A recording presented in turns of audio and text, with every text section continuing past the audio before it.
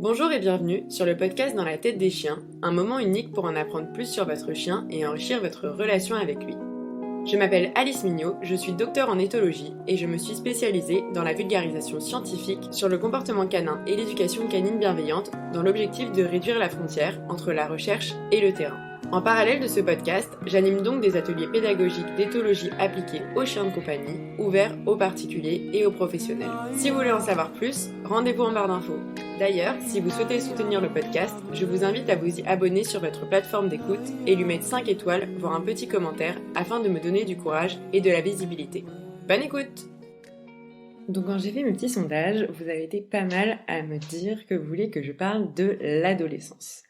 Alors en fait, j'ai un peu farfouillé et on a très peu d'études sur l'adolescence chez les chiens, mais j'ai quand même trouvé quelques trucs. Donc globalement, l'adolescence chez les chiens, ça correspond à la période dite de puberté qui arrive juste après la période de socialisation. Donc c'est entre 6 et 9 mois chez les mâles et 6 à 16 mois chez les femelles. Et la maturité comportementale et sociale peut être atteinte entre 12 et 24 mois. Tout ça, ça va évidemment varier selon les races, mais aussi selon les individus. Dans cette période, le chien continue donc de faire des associations positives et on a aussi de l'ancrage, donc des peurs et des possibles comportements agressifs qui vont être maintenus à l'âge adulte. Donc c'est donc une période de construction avec pas mal de régression. Il a été démontré que chez les mammifères, on avait donc un changement hormonal assez énorme et une réorganisation du cerveau pendant cette période de puberté.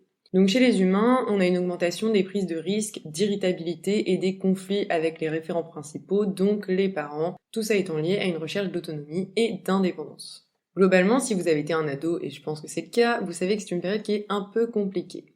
Les adolescents traversent donc une poussée hormonale qui va affecter leur comportement et notamment la capacité à prêter attention et à répondre aux signaux appris précédemment.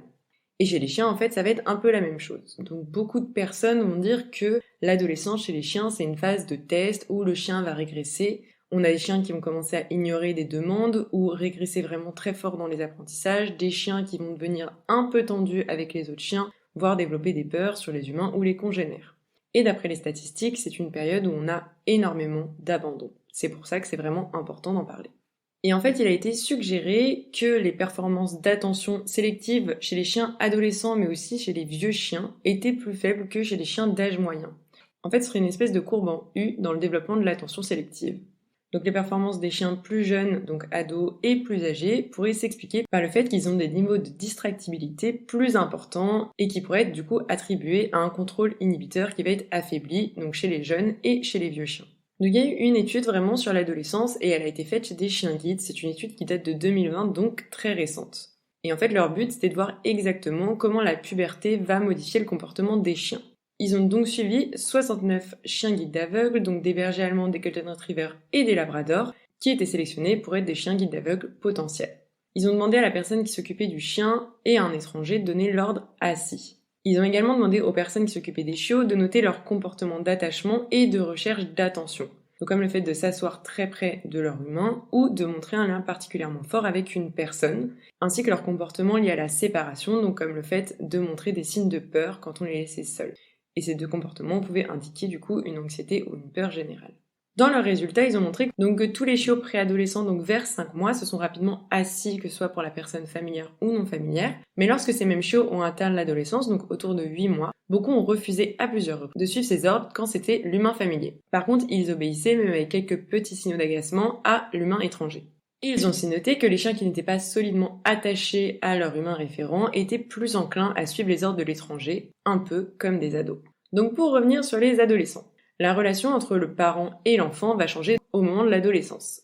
Donc on aurait une puberté plus précoce quand les liens d'attachement sont moins sûrs avec l'humain référent, donc en général les parents. On a une phase de comportement conflictuel qui va être accrue envers la personne qui s'occupe d'eux. Et on a un comportement conflictuel qui va être plus marqué lorsque les liens avec la personne qui s'occupe d'eux sont moins sécures. Et ils ont retrouvé un peu les mêmes résultats avec des chiens adolescents.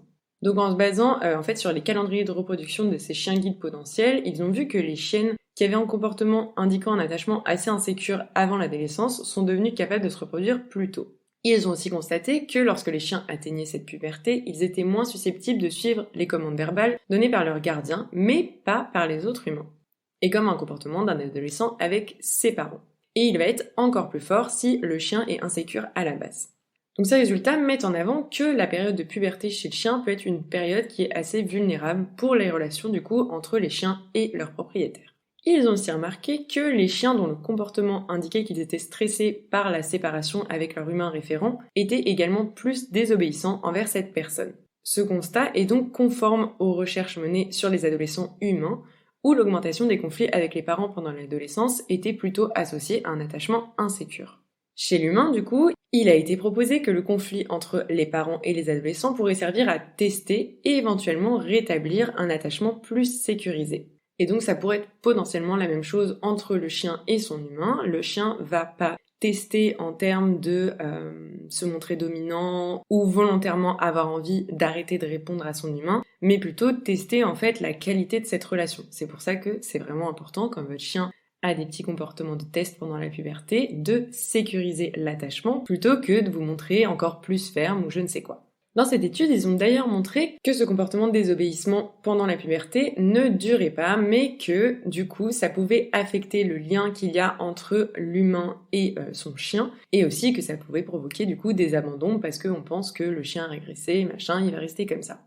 Alors c'est un épisode très très court parce que du coup, vous m'avez demandé une thématique sur laquelle il n'y a quasiment rien au niveau scientifique, mais je trouve que cette étude était quand même importante et permet un peu plus de mettre en lumière pourquoi on a cette période un peu gogol pendant l'adolescence chez le chien.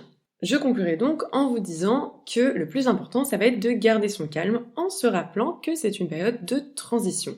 Et donc il y a un début et une fin, rappelez-vous de cette histoire de courbe en U, donc on va avoir des chiens qui ont une moins bonne attention et potentiellement des petits tests sur le lien d'attachement à ce moment-là, mais qu'on a une fin puisqu'à un moment ils vont quand même rentrer dans l'âge adulte. L'important va être aussi de ne pas pousser votre chien dans ses limites, mais bien au contraire de sécuriser au maximum la relation avec lui, en faisant uniquement des interactions positives et en essayant d'associer positivement au maximum son environnement, les autres chiens et les humains.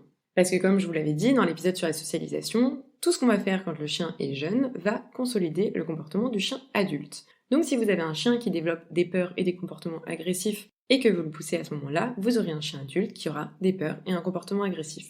Par contre, si vous restez cohérent à ce moment-là avec ce que vous avez mis en place pendant la période de socialisation et que vous privilégiez les associations et les interactions positives, vous avez des chances pour avoir un chien adulte bien dans ses pattes.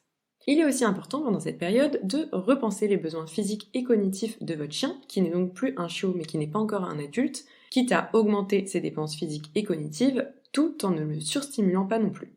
Et il faut surtout se dire qu'on ne repart pas de zéro. On a des petites régressions avec son chien et tout le monde fait face à ça, ne vous inquiétez pas. Mais dites-vous surtout que ce que vous avez consolidé pendant la phase de socialisation et le lien que vous avez créé n'est pas perdu. Et en fait, vous allez juste revenir à une étape précédente, renforcer, et puis après vous aurez de nouveau un chien super bien dans ses pattes, si évidemment vous faites des associations positives et que vous n'allez pas avoir un adulte qui va vous dire d'être encore plus ferme pendant cette période. J'espère que ce court épisode vous a plu et en tout cas qu'il vous aura appris des choses. Sur ce, je vous souhaite une bonne journée ou une bonne soirée et des caresses consenties à vos toutous.